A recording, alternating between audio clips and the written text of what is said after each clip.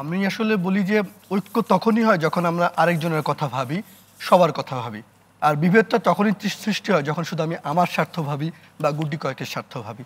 দেখেন আমাদের মুক্তিযুদ্ধ বলেন, আমাদের ৯০-এর গণ আন্দোলন বলেন, সর্বশেষ জুলাই আগস্টের আন্দোলন বলেন, প্রতিবার আমরা যখন বিপন্ন হয়েছি আমরা তখন ভেবেছি সবাইকে নিয়ে বাঁচবো, একটা সুন্দর দেশ গড়বো। এই সুন্দর দেশ গড়ার কথা যখন ভেবেছি তখনই কিন্তু আমাদের ঐক্যটা হয়েছে। আপনি এই মাত্র ৬ মাস আগে পুরো দেশ শহীদ মিনারে কোনো ধরনের মানে একটা আওয়াজ ছাড়া, একটা সহিংসতা ছাড়া সবাই মিলে একসাথে ঐক্যের আসলে কি ঐক্যটা কি ছিল? ঐক্যটা ছিল গত ১৫ বছরে মানুষ দেখেছে কথা বলা যায়নি, মানুষ দেখেছে ক্রস ফায়ার গুম হয়েছে, মানুষ দেখেছে নির্বাচনের নামে ভোট ডাকাতি হয়েছে। এইগুলোর বিরুদ্ধে সাধারণ মানুষের এবং তারপর তারা যখন দেখলো জুলাই আবু সাইদ মারা যাচ্ছে, ছাত্ররা মারা যাচ্ছে, দেখেন আমাদের দেশে অনেকেই অনেক সময় অনেক আন্দোলনের ক্রেডিট নেওয়ার চেষ্টা করেন, আমার ডাকে হয়েছে, আমি বলেছি।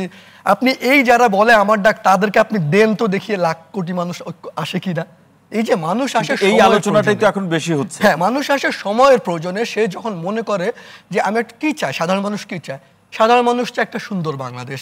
সে চায় এমন একটা বাংলাদেশ যেই বাংলাদেশে সে নিরাপদে বাড়িতে ফিরতে পারবে, রাস্তাঘাটে সে হঠাৎ গাড়ি দুর্ঘটনায় মারা যাবে না, সে যানজটে পড়বে না, দ্রব্যমূল্যটা নিয়ন্ত্রণে থাকবে, সে কোনো বৈষম্যের মধ্যে পড়বে না, তার মেধা যোগ্যতা হবে, কোনো রাজনৈতিক দলের কর্মী হওয়ার কারণে সে অতিরিক্ত সুবিধা কেউ পাবে কেউ পাবে না, বিশ্ববিদ্যালয়ের শিক্ষক নিয়োগে দলীয়করণ হবে না। সাধারণ মানুষের চাওয়াগুলো কিন্তু খুব পরিষ্কার। আপনি এবং জুলাইয়ের মধ্যে যদি দেখেন, জুলাইয়ের মাঝে খুব পরিষ্কার এবং খুব বেশিও নয়, পরিমাণে খুব বেশি। বাংলাদেশের মানুষ রাষ্ট্র থেকে এত কম চায়, কিন্তু খুব দুর্ভাগ্যজনক হলো সেই কমটুকু আমাদের দিতে আমাদের রাষ্ট্রের যখন যারা ক্ষমতায় থাকে, এদেশের চেয়ারে আমি বলি একটা জাদু আছে, যখন যে চেয়ারে থাকে একই ধরনের আচরণ করে। এবং যদি আপনি বলেন, অনেকেই শুধু আমি এই আন্দোলনটা জুলাই আগস্টের বিজয় বলেন, দেখেন মান্না ভাই এখানে আছে, আপনি বলেন মান্না ভাইকে তো জেল খাটতে হয়েছে, বিএনপিকে গত ১৫ বছর ধরে নির্যাতনের শিকার হতে হচ্ছে, এবং যে কোনো আন্দোলনের একটা দীর্ঘ ধারাবাহিকতা থাকে, হঠাৎ করে কেউ একজন হয় না। আমি এই কৃতজ্ঞতাটা জানিয়ে বলি, ৭১ সাল থেকে আরম্ভ করে বা তারও আগে ৪৭-এর পর থেকে এই দেশের একটা সুন্দর বাংলাদেশ চাওয়ার জন্যে ভাষা আন্দোলন, মুক্তিযুদ্ধ, ৯০, কত মানুষ জীবন দিয়েছে, কিন্তু প্রতিবার সাধারণ মানুষের সঙ্গে আমি বলবো তারা যে আশাটা করেছিল সেই আশাহত হয়েছে। এবার কি পরিবর্তন হবে আগামী দিনগুলোতে?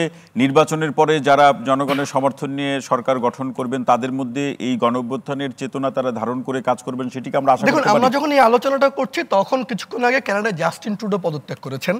জাস্টিন ট্রুডো আমি বলি এই মুহূর্তে পৃথিবীর একদম খুব পপুলার বা ভালো লিডারদের বলে আদর্শ বলে একজন বলি, তিনি পদত্যাগ করেছেন। আপনি যুক্তরাষ্ট্রে ২৫০ বছর ইতিহাস দেখেন, কোনো সময় কি ৪ বছর পর কেউ ঠিক করেছে যে আমি আবার যে কোনো মূল্যে ক্ষমতায় থাকতে চাই?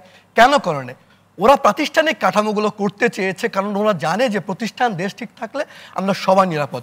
আমি বাংলাদেশের মূল সমস্যাটা দেখি, আমাদের এখানে সব ব্যক্তিকেন্দ্রিক, আমরা প্রাতিষ্ঠানিক কাঠামোগুলো গড়ি না। আমরা জুলাই আগস্টের পর যে ঐক্য ছিল, আমরা ঐক্য দেখলে মনে হবে আপনি দেশ আন্দোলন, সচিবদের মনের স্বার্থের আন্দোলন, অমুকের স্বার্থের আন্দোলন, অমুক চাওয়া।